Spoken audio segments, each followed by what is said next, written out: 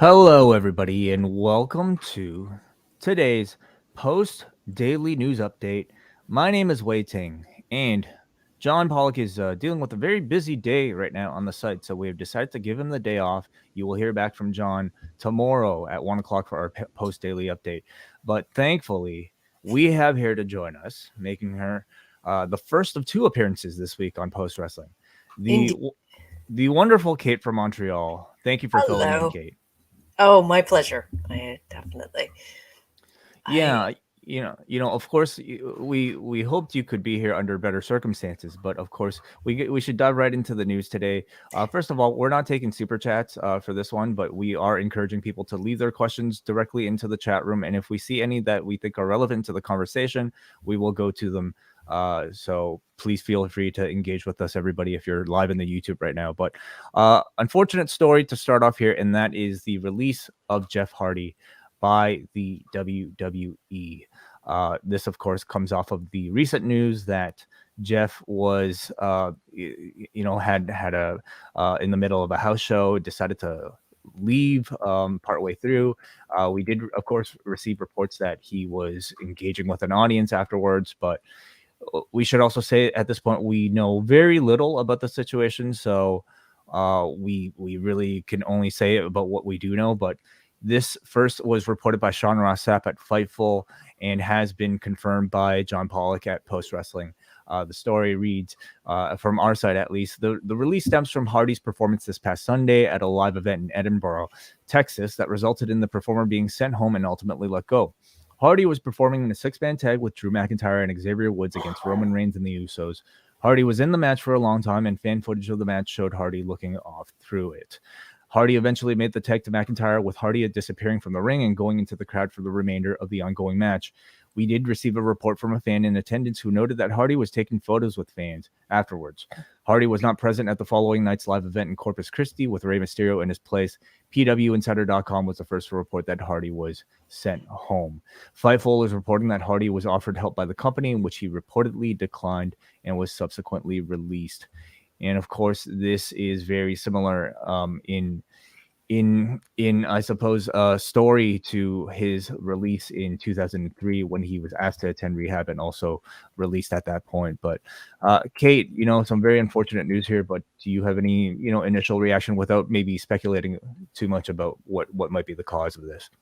I think that clearly that there have been issues with Hardy on and off for a very long time. You always hope that he's going to be able to overcome them, and that's how addiction works. It's really for a lot of people something you have to fight with your whole life, and it's whether you can get the best rehab, and it's always that risk. I think this harkens back. I know that a couple of years ago, Alicia Fox was fired for showing up intoxicated at a show. In fact, Arn Anderson was fired for allowing her to perform that night. So I think there is certainly precedent for WWE doing this kind of thing.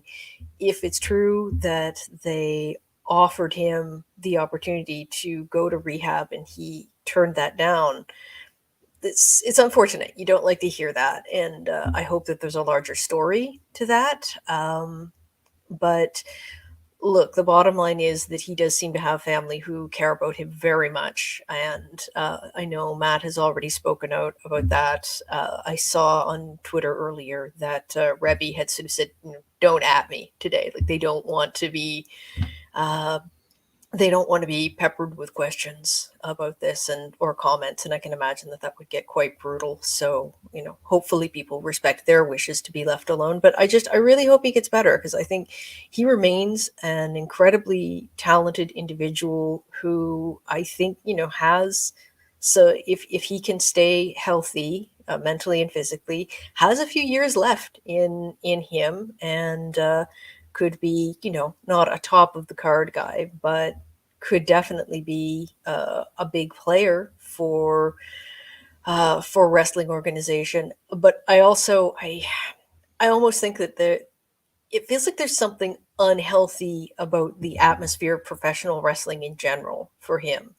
And so my first hope is that he does whatever it takes for him to get healthy, and that may involve just stepping away from this world forever. I, yeah. Yeah, I mean, unfortunate to have to, discuss as a fan, especially considering this. He was in the midst of maybe some of the most high profile stuff he was doing during this WWE run, which lasted, I mean, since 2007. Like one of the longer runs he's had, if not maybe the Yeah. longest run he's had in succession with this company.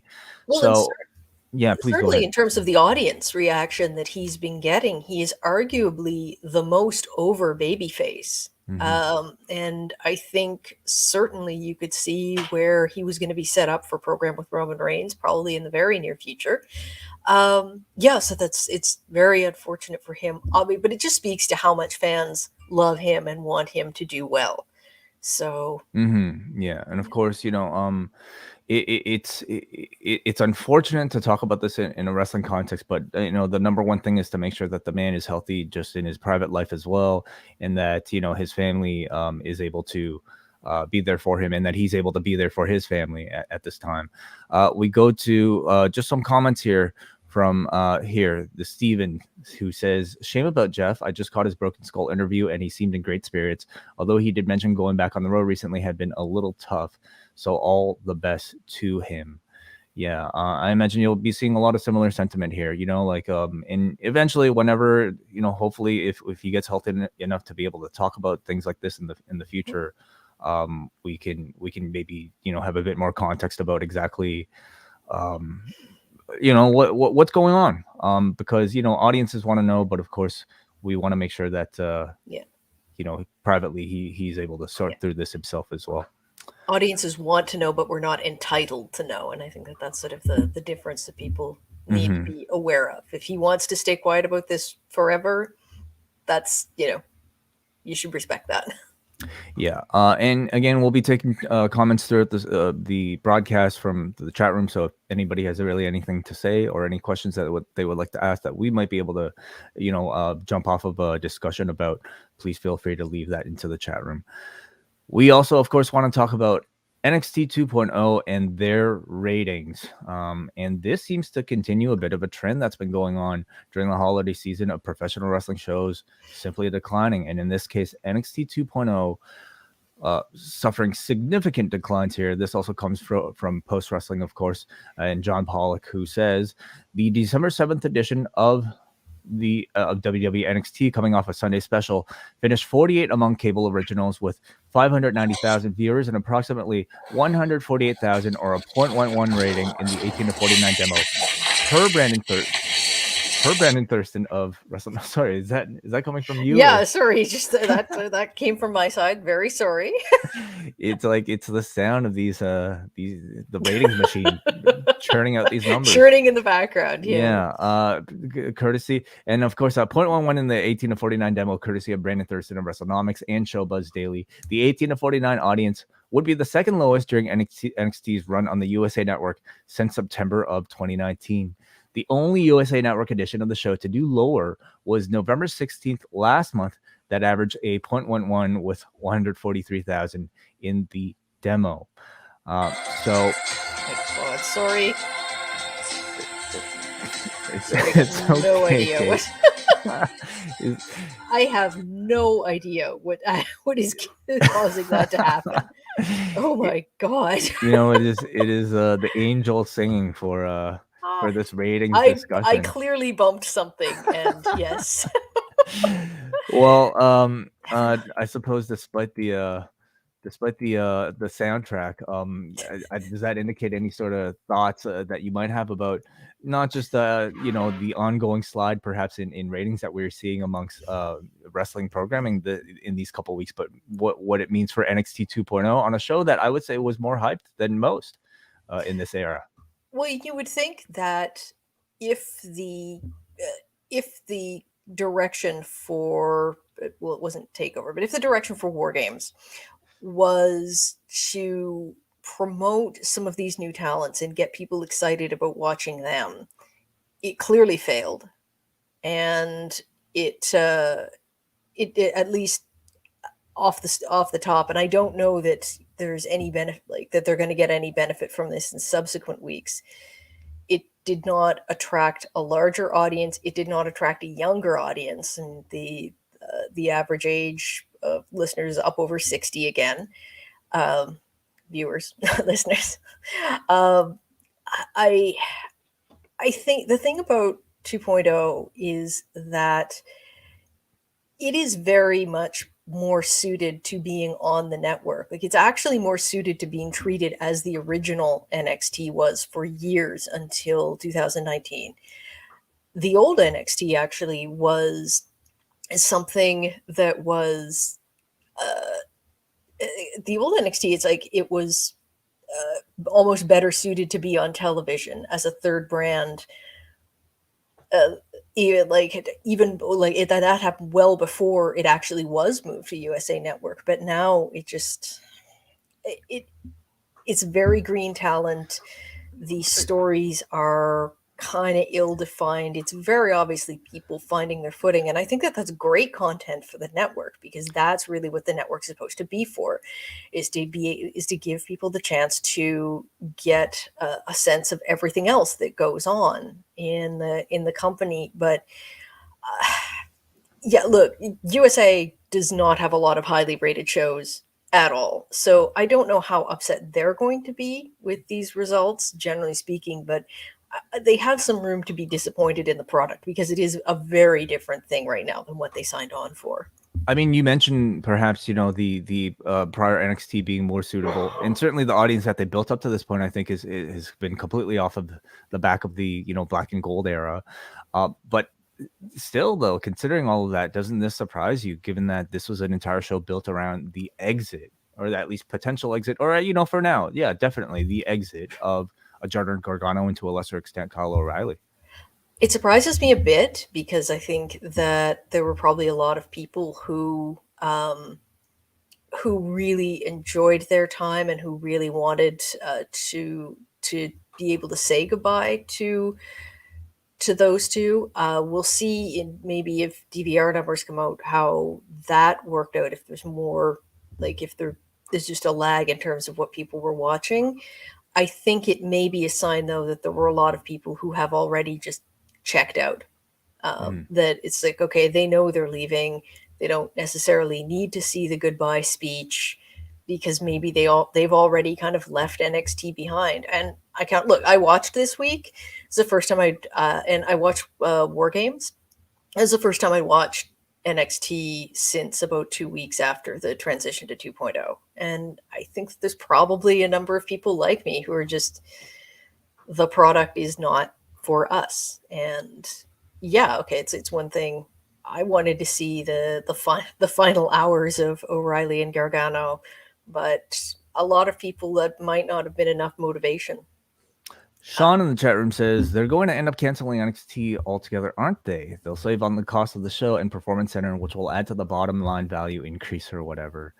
And I think we can see perhaps these ratings and maybe jump to some of those conclusions. But I mean, for me, I still feel like NXT completely fulfills a need for what they're looking for, not just in terms of whatever money they may be making off of the USA deal, which, let's be honest, like what incentive do they have to put it on Peacock at this point? But also for the benefit of just giving this talent on-air experience in front of a live audience and in front of live television. Say what you want again about like what this show and how this show comes across, but it's providing invaluable experience for people like a Braun Breaker, so that by the time they get onto Raw, they're really, I mean, a guy like Braun Breaker under the old NXT, I wonder how much airtime he would have been able to have. Certainly, I don't know if I could have seen him main eventing, or like a Grayson Waller, main eventing a takeover level show like he had. Well, I'm trying to think now of people who the original NXT actually built from scratch, as opposed to picked up from the indies, as more or less completed products. And yeah, that's Elias, maybe. And he didn't have much of certainly not a main event run in the old NXT. No, there's No, something like he broken was a about the system peripheral where character. there was something broken about the system where the people that Vince ultimately would want to push were not necessarily getting those reps back, when they're a part of the NXT brand proper. So um, I certainly think it fulfills their needs. Financially, I can't really speak as to whether or not the cost makes sense, but I would think there are other benefits other than just how much money they might be making off of a TV deal. Sticking with NXT for a little bit here, just some quick reactions from Johnny Gargano and Kyle O'Reilly on Twitter as they just kind of, say goodbye to the audience here. And Johnny Gargano tweeted yesterday, even after last night, I still can't put everything I'd like to say into words right now. Just know that I appreciate all of you more than I can ever really express. Hope I made you proud. And Kyle O'Reilly also tweeted, truly overwhelmed by all the love and heartfelt messages. By no means does this mean goodbye. Just smell you later. So, I more so just kind of want to bring this up to, as a jumping point to discuss with you, Kate, because people haven't really heard from you about what you see in their futures. Uh, my my inclination, and I still, I still am fairly confident about this, maybe a little less so than I was I felt that Gargano is going to stick with WWE, but he's going to the main roster. Whether he's used on the main roster as a wrestler or they sort of do with him the kind of thing that they apparently had in mind for Adam Cole, I don't know. He has a baby on the way. He's going to want the security of a paycheck and the largest paycheck he can get, which I still think is going to be from WWE. Kyle O'Reilly, we've talked before about how AEW doesn't tend to tease things and not pay them off, and the fact that they have so obviously been inserting these undisputed era references. I mean, they're not completely overt, but you can get they're there, and the fact that they have been doing that several times over the last few weeks with Adam Cole and Bobby Fish makes me think O'Reilly's a done deal to AEW, and that we'll see him quite soon. Gargano, more of a question to me. I tend to think he's staying with WWE.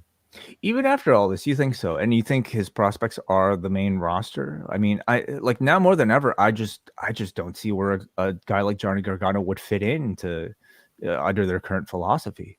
Oh, I don't know that he would, and I think that if he fits in, like I said, it's more as a manager character or sort of comedy relief. I don't like that for him, but I understand that he's guy has to provide for his family. He and this may be There's no the shortage of option for him to be able to provide for his family outside of no, this company.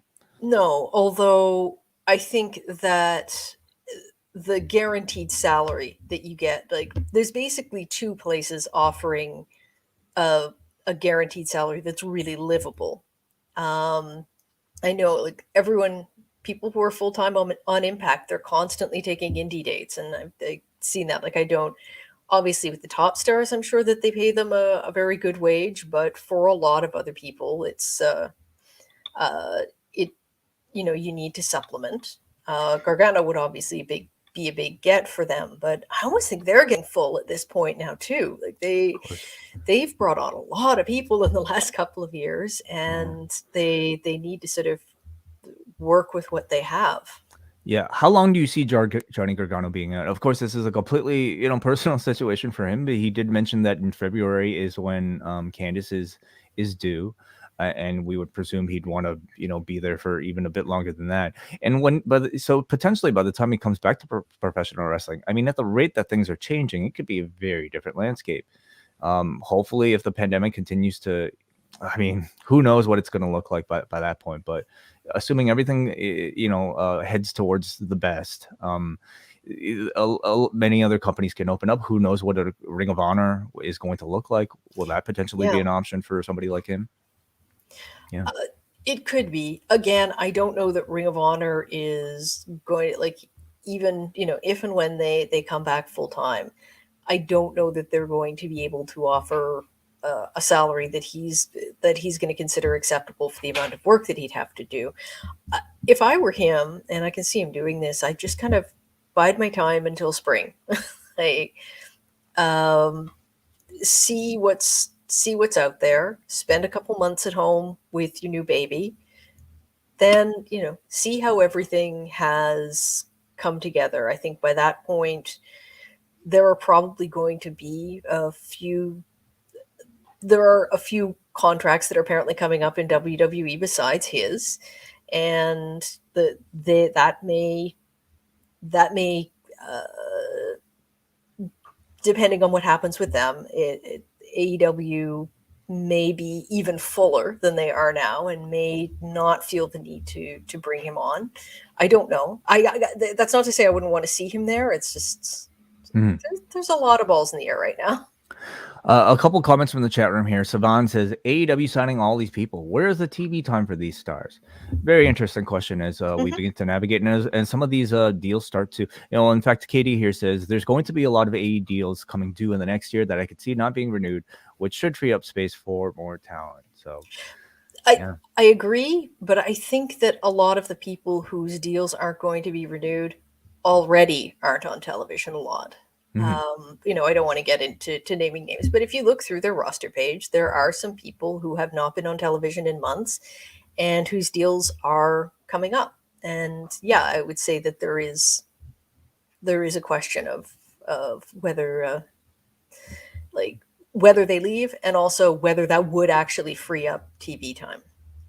Something that you just brought up to us, Kate, that we wanted to include here was Outsports.com's QWI 200, the best LGBTQ pro wrestlers of 2021. And Kate, did you have some thoughts on the top 20 here that we have profiling? I think that the top 20, first of all, I'd recommend, they've been tweeting out the list in chunks over the last several days. And I think it's worth going through that because there are a lot of people who who I wasn't aware of and who now I'm kind of interested in following up on. I really give them credit for putting a lot of emphasis on indie wrestlers. Like, yes, there are names that you would expect from bigger promotions, but I think that it does a great job of capitalizing on how there is a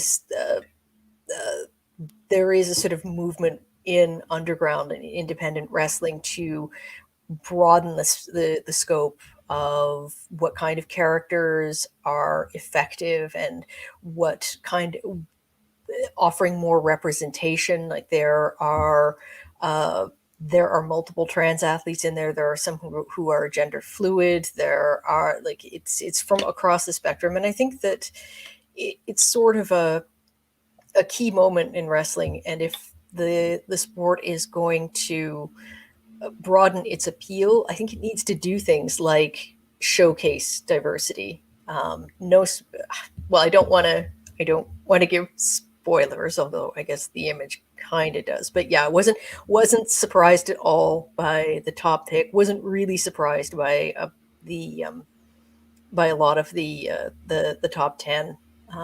But yeah, I think one of the things that it did very well is representing the breadth of talent that is out there across not just major promotions, but all through the wrestling industry.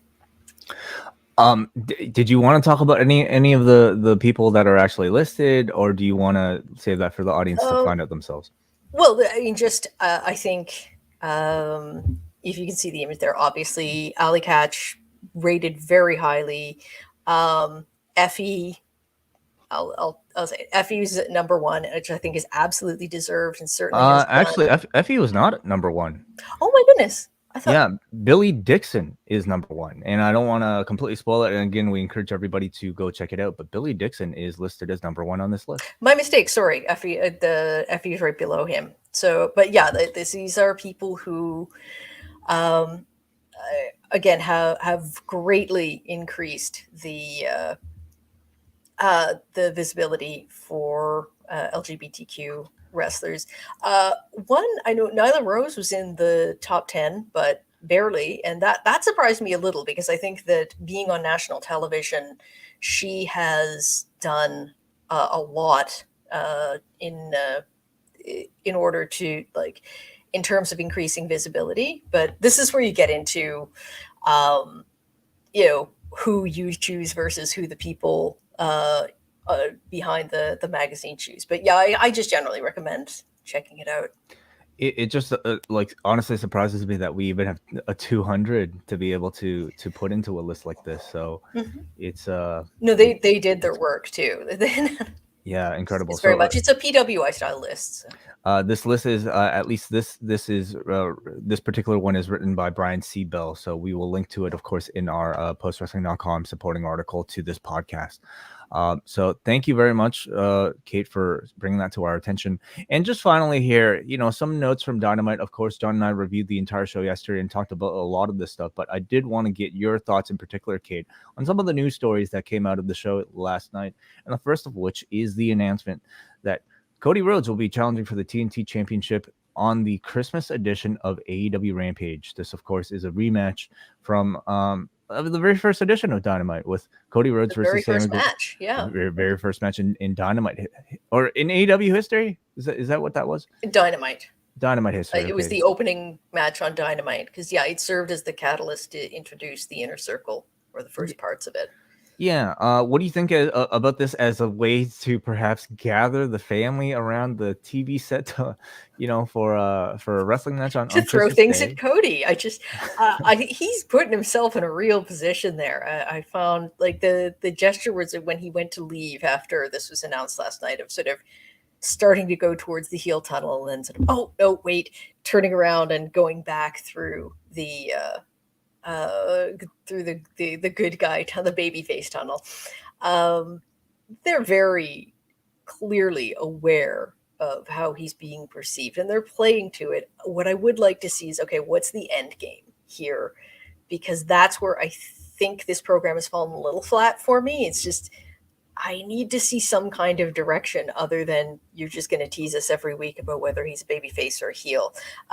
Against Sammy, he's absolutely going to be the heel. Sammy's incredibly popular, and I think this is going to amplify the voices, both figuratively and literally, who want to see Cody taken down.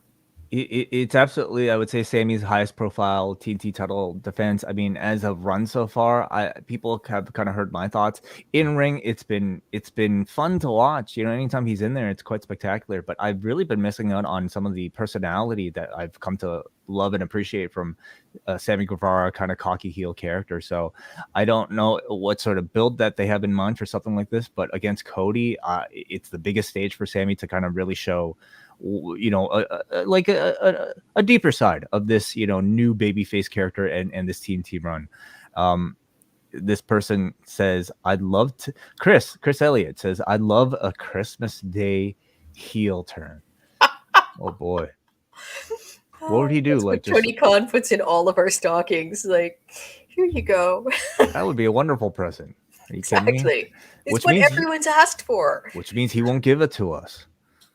That's the lump of coal is Cody teasing the turn and then not doing it at all.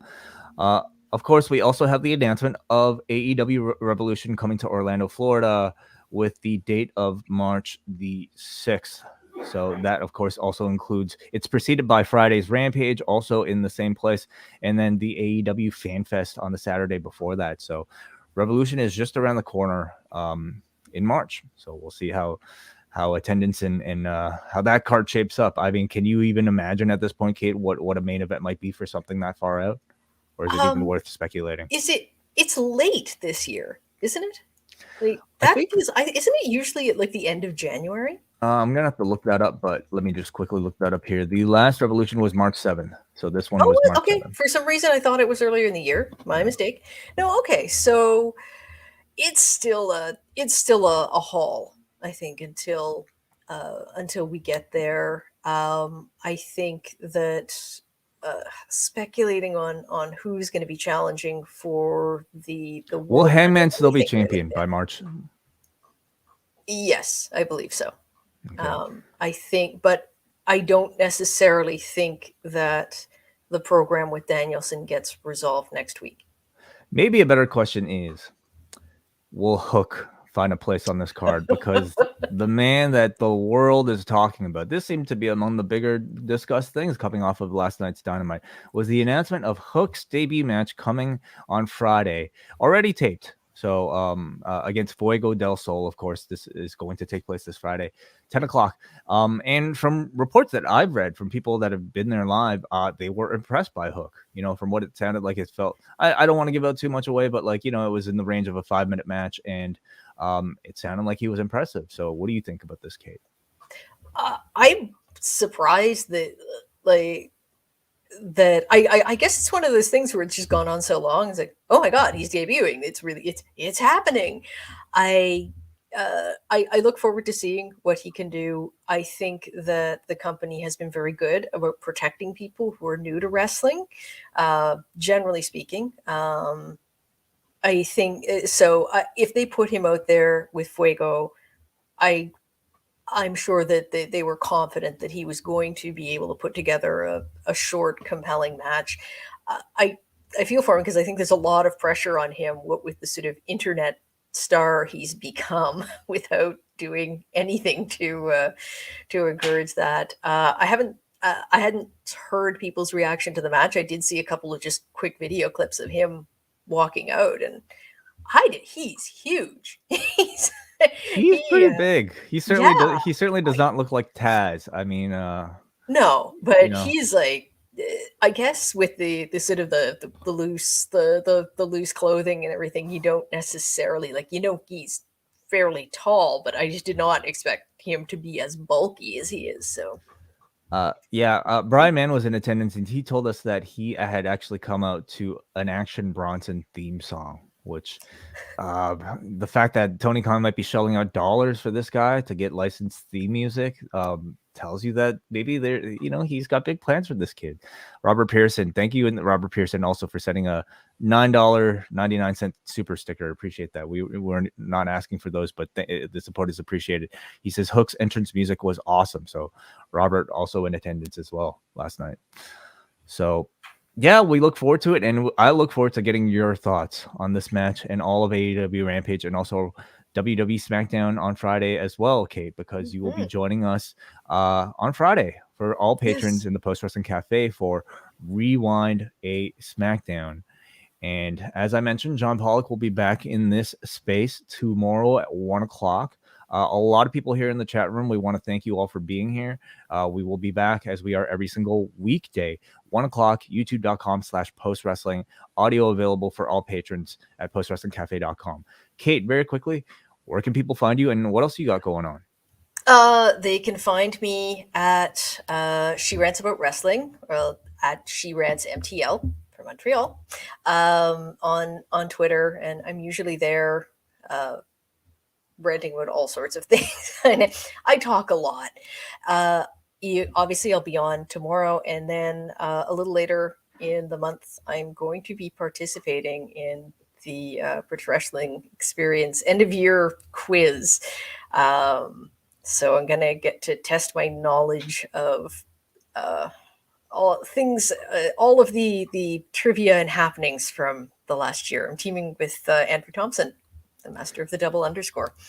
Kate and Andrew, you guys have to come up with a catchy name because Kate, John and Kate plus Nate is going to be a bit Yeah, tough to well, we top. can't top that. You could try your best, I'm sure. Something with the double Montreal. I can't.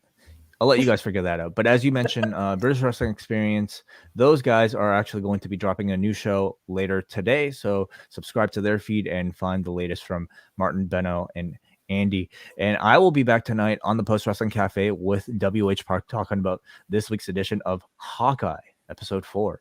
So join us for that, me and Jojo, Remy, and WH Park. But until then, thank you for watching us. Goodbye.